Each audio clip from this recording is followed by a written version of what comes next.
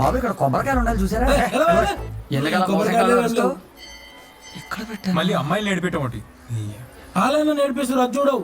ఏది నిన్ను ఇంకొకసారి ఇలాంటి సెటప్లు పెట్టావో కొబ్బరికాయ నీ నెత్తి మీద పగలు. నేను చెప్